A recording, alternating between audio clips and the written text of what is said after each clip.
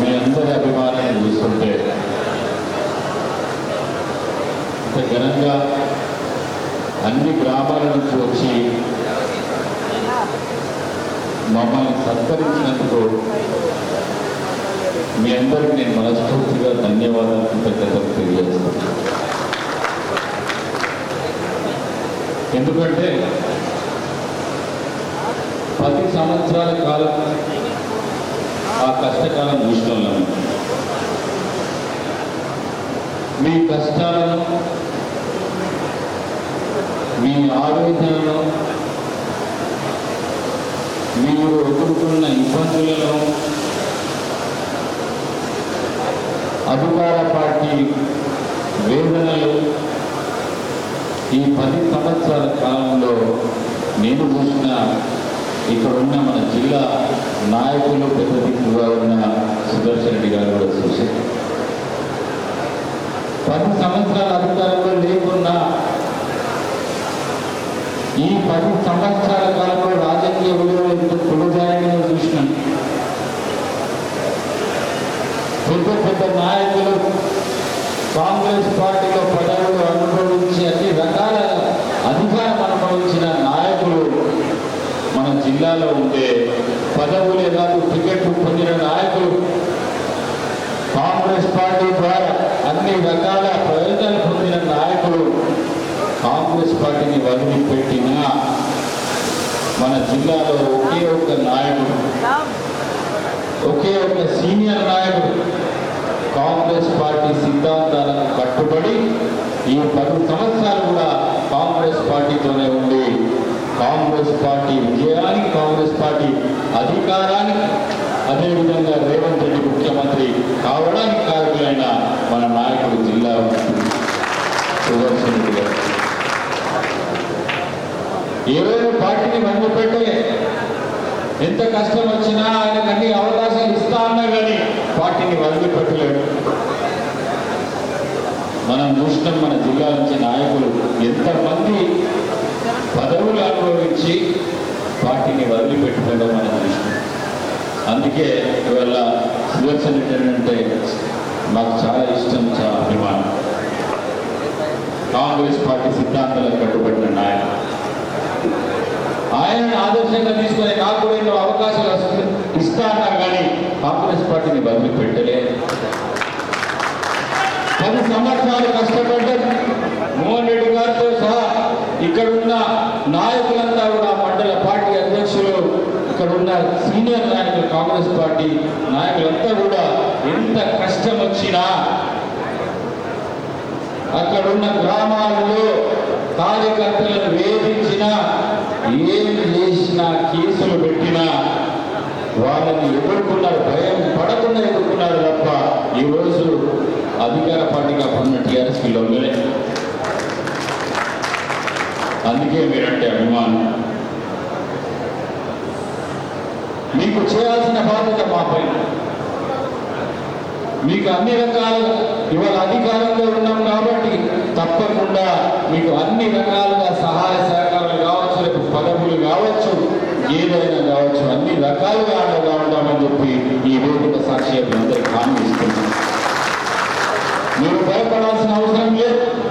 మేమున్నా కాంగ్రెస్ పార్టీలో 15 సంవత్సరాలుగా పనిచేస్తున్న నేను కాంగ్రెస్ పార్టీని వదిలిపెట్టకుండా కాంగ్రెస్ పార్టీ సిద్ధాంతాల కోసం పనిచేస్తున్న మీరు ఇప్పటికి కూడా మిమ్మల్ని వదిలిపెట్టే ప్రసక్తి లేదు.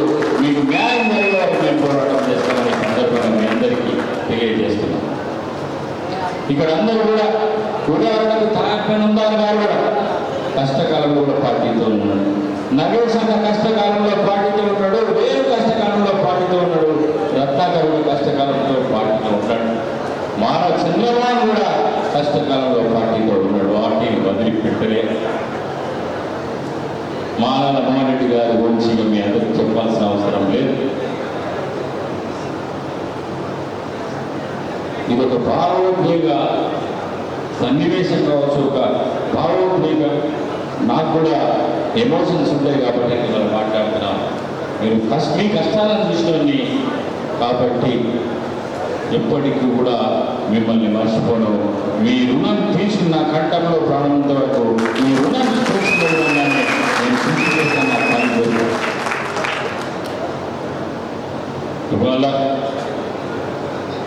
కొంతమంది నాయకులు ఉన్నారు.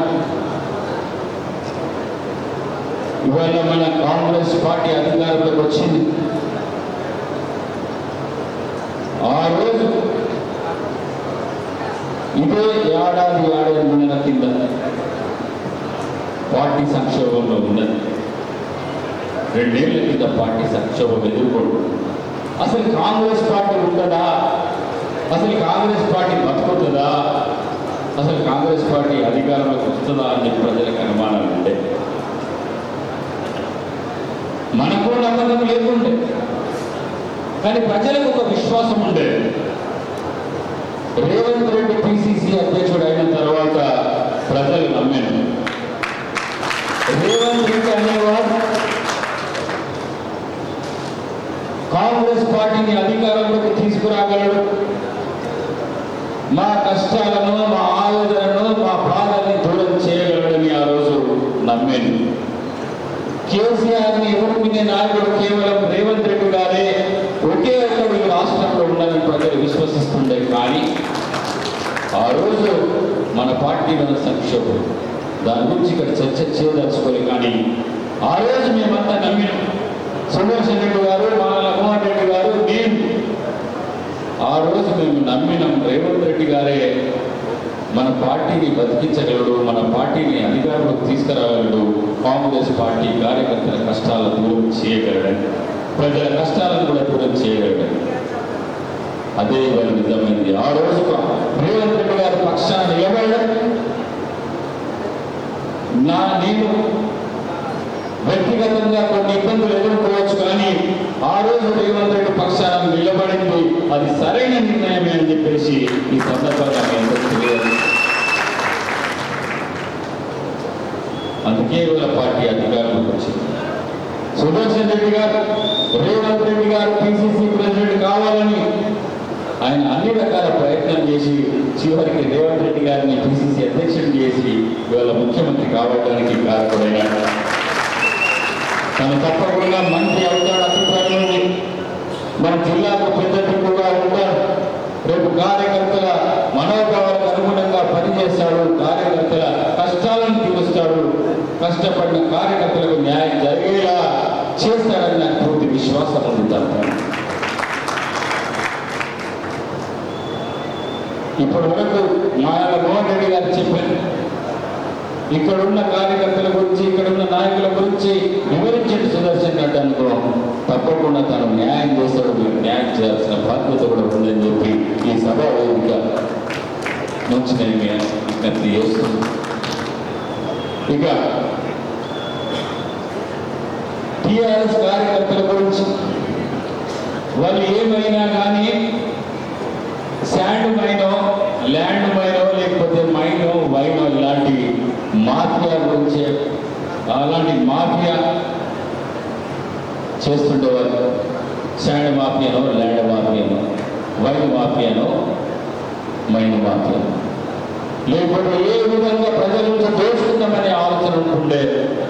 కానీ కాంగ్రెస్ పార్టీ కార్యకర్తలు మాత్రం ప్రజలకు ఏ విధంగా సేవ చేయాలనే ఆలోచన ఉంటుంది కాబట్టి ఇవాళ కాంగ్రెస్ పార్టీ కార్యకర్తలు ప్రతి గ్రామంలో గౌరవం.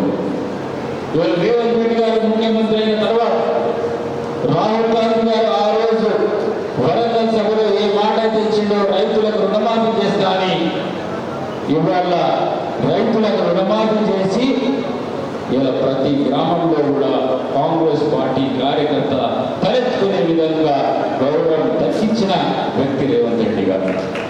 ఇవాళ మనం గొప్పగా చెప్పుకుంటున్నాం గ్రామాల్లో.